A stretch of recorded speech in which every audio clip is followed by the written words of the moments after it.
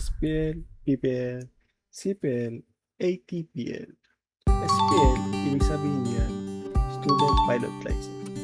Sabihin, you are learning how to fly.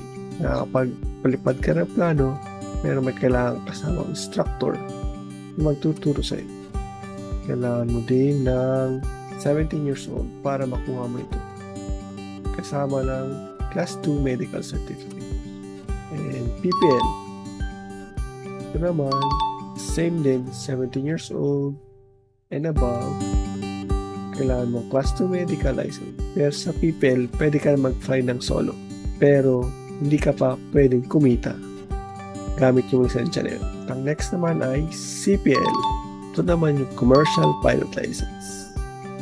Kailangan mo naman dito 18 years old and above at Class 1 Medical Certificate. Pag meron ka na nito, pwede ka nang kumita. At ito yung hinihintay natin as of now. Then, after ng CPL, sa case ko, kukuha na rin ako ng instrument training.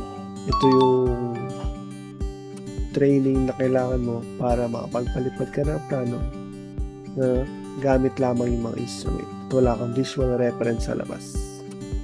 Kailangan mo to para makapagpalipad ka ng mas safe at kahit may bad weather, mailand mo pa rin yung aircraft. ATPL, ito yung pinamataas na lisensya na pwede natin makuha.